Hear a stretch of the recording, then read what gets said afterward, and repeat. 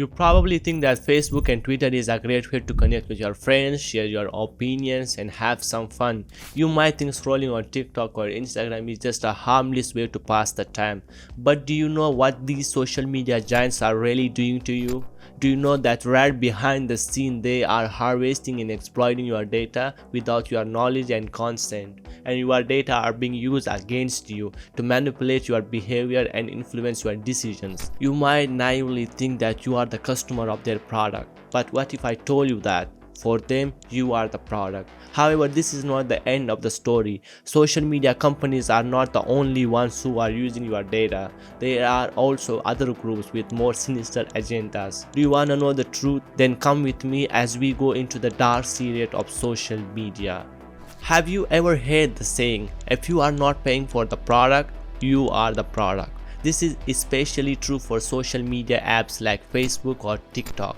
You may think that you are just sharing your photos, videos, and opinions with your friends and followers, but you are actually giving away much more than you realize. Facebook and TikTok are collecting and analyzing and selling your personal data to advertisers, governments, and other third parties without your consent or knowledge. Social media like Facebook and TikTok know your full name, date of birth, gender, location, email, phone number, and other basic information that you provide when you sign up or log in. They also use facial recognition technology to identify you in photos and videos, even if you are not tagged or mentioned. They can also link your accounts across different platforms and devices, creating a comprehensive profile of your online identity. Moreover, they also know where you are, where you have been, where you are going, and where you wanna go. They use IP address, GPS, Wi-Fi, Bluetooth, and other location services to track your movements and locations and create a detailed history of your travel and routines.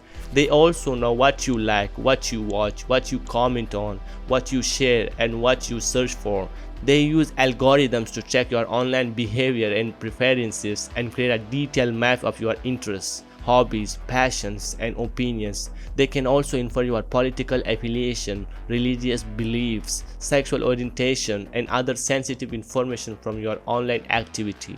They also know how you are feeling, what you are eating, what you are drinking, what you are smoking, and what you are doing.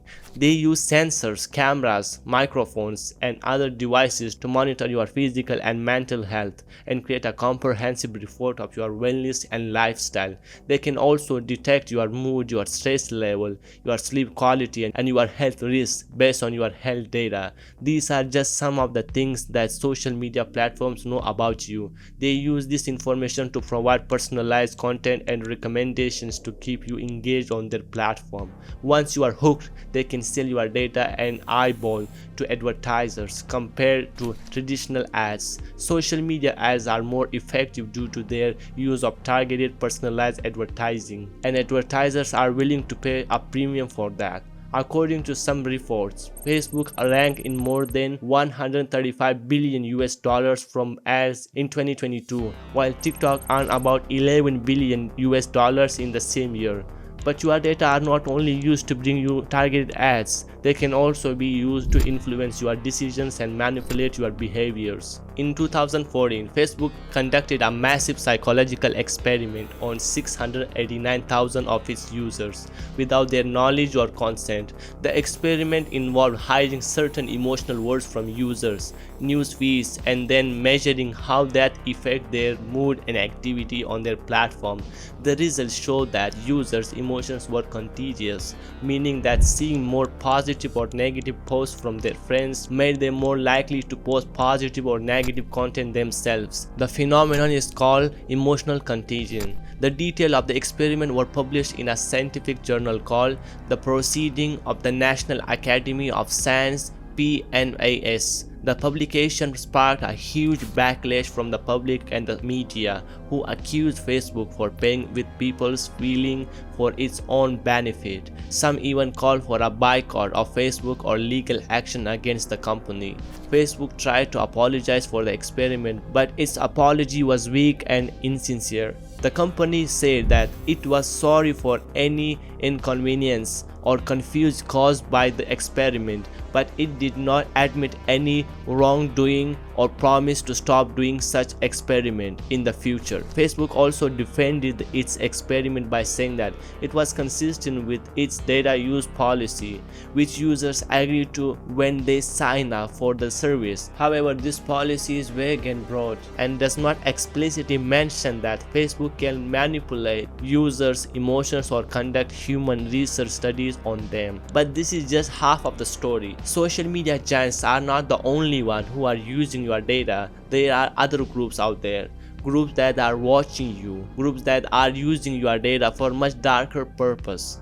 In 2018, the world was shocked by the revelation that a British consulting firm, Cambridge Analytica, had harvested the personal data of millions of Facebook users without their consent and used it for political purposes. But how did they do it? And what were the consequences? Cambridge Analytica was hired by the campaigns of Ted Cruz and Donald Trump in 2016 US presidential election and by the Leave EU campaign in the 2016 Brexit referendum. They claimed to have a powerful tool that could create psychological profile of voters based on their Facebook likes and then target them personalized ads that would sway their opinions. To get the data, they use an app called This Is Your Digital Life, developed by a data scientist named Alexander Kogan.